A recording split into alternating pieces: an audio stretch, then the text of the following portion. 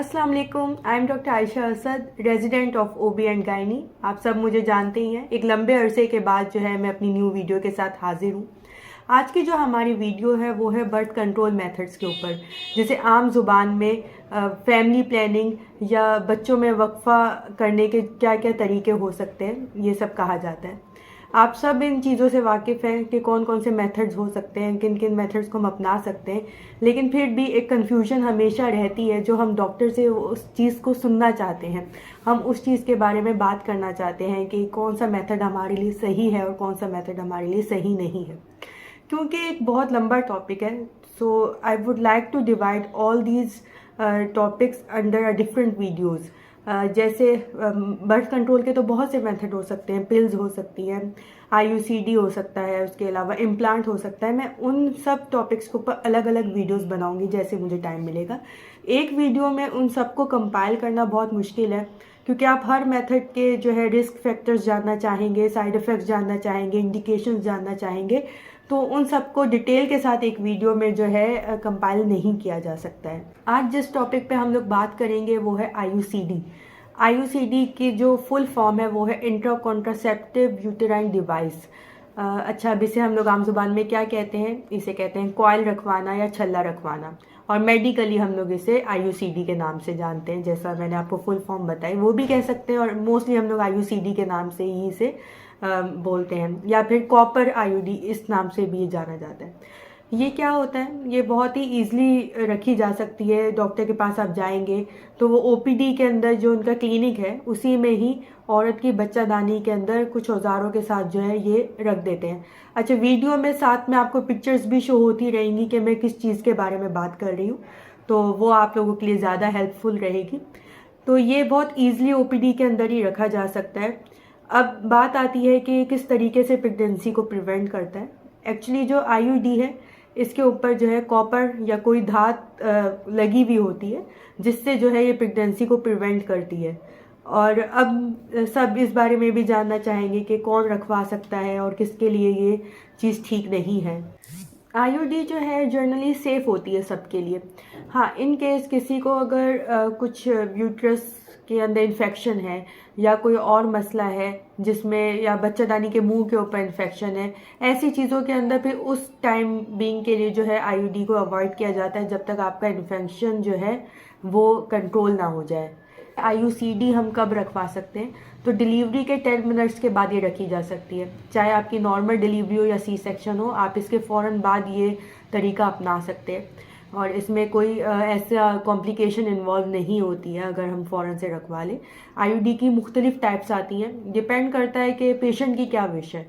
आप 3 साल का वक्फा चाह रहे हैं, 5 साल का वक्फा चाह रहे हैं, या 10 साल का वक्फा चाह रहे हैं, तो इन सब चीज़ों को अगर आप रखवाना चाहते हैं तो it is better to discuss with your gynaecologist before delivery ही। आप डिस्कस कर लें कि कितने साल का वक्फा करना चाहते हैं और आपकी डॉक्टर आपके लिए क्या रेकमेंड करती है। ये चीज़ बहुत इंपॉर्टेंट है। और फिर पेशेंट की wish and recommendation of your gynaecologist, इसके साथ जो है फिर जो भी आपके लिए ऑप्शन बेटर होगा उसको वो आपकी डॉक्टर चूज़ कर लेंगी, और आप भी इसमें अपनी राय का इजहार कर सकते हैं कि आपको कितने साल का वक्फा है, तो उस हिसाब से जो है फिर ये रखी जा सकती है। साइड इफ़ेक्ट्स पे जाने से पहले मैं एक बात ज़रूर बताना चाहूँगी कि ज़रूरी नहीं है अगर एक चीज़ मेरे लिए सूटेबल है तो वो आपके लिए भी सूटेबल हो। सही है। इसी तरह हर मेडिकेशन, मेडिकल में हर प्रोसीजर, हर चीज़ के साथ कुछ ना कुछ रिस्क इन्वॉल्व होते ही हैं। अगर आप सोचें कि कोई भी प्रोसीजर जो है 100% सेफ़ है, ऐसा नहीं होता है। ठीक है, तो इस प्रोसीजर्स के साथ भी रिस्क इन्वॉल्व है और साइड इफ़ेक्ट्स भी बिल्कुल इन्वॉल्व है। अब वो साइड इफ़ेक्ट्स ज़रूरी नहीं है कि आपको हो, और ऐसा भी ज़रूरी नहीं है कि आपको कुछ ना हो। तो ये दोनों चीज़ें अपने माइंड में रखना पेशेंट के लिए बहुत ज़रूरी है कि दोनों चीज़ के लिए अपने माइंड को तैयार रखें। हो सकता है ये जो है मेथड है आपको सूट कर जाए और आपको कोई भी प्रॉब्लम ना हो, और ये भी हो सकता है कि आपको सूट ना करे एंड विद इन 1 या 2 मंथ्स या 3 मंथ्स आपको ये निकलवाना पड़ जाए। अब कौन कौन से साइड इफ़ेक्ट्स हो सकते हैं? कॉमनली जो है इन्फेक्शन हो सकता है। इन्फेक्शन की वजह से काफ़ी औरतों को ये आईयूसीडी निकलवानी पड़ जाती है। तो अगर आपको स्मेली डिस्चार्ज होता है, साथ में इचिंग होती है या इरेगुलर साइकिल भी हो सकती है। अच्छा, अब जो इरेगुलर साइकिल है विद इन देखा गया है कि मोस्टली का विद इन 3 मंथ्स ये चीज़ सेटल डाउन हो जाती है। अगर विद इन 3 मंथ्स जो है आपकी साइकिल रेगुलर नहीं हो रही है तो फिर अपनी गायनेकोलॉजिस्ट से कंसल्ट करें।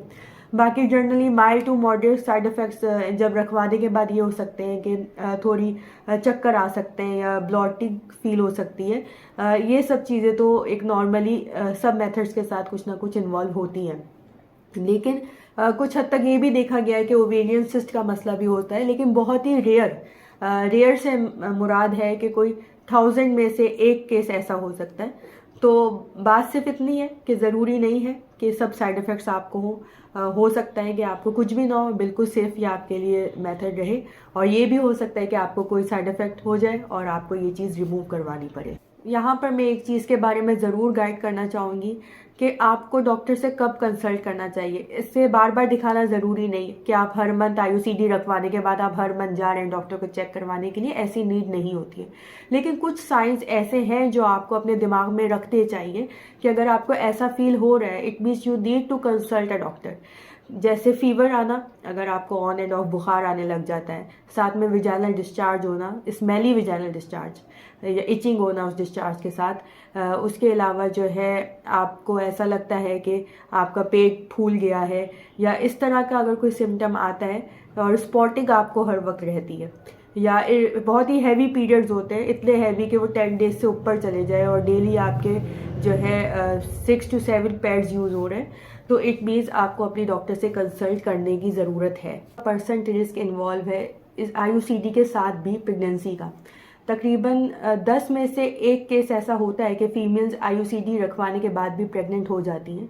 अब इसके रीजंस बहुत से हो सकते हैं, या तो वो अपनी जगह से हिल गई है, या फिर प्रॉपर वर्क नहीं कर रही, या प्रॉपर रखी नहीं गई। अब जो मोस्ट कॉमन क्वेश्चन आता है कि IUCD रखवा तो ली, इसके बाद अगर हम कभी चाहें कंसीव करना तो क्या हम कर सकते हैं? जी बिल्कुल आप कर सकते हैं।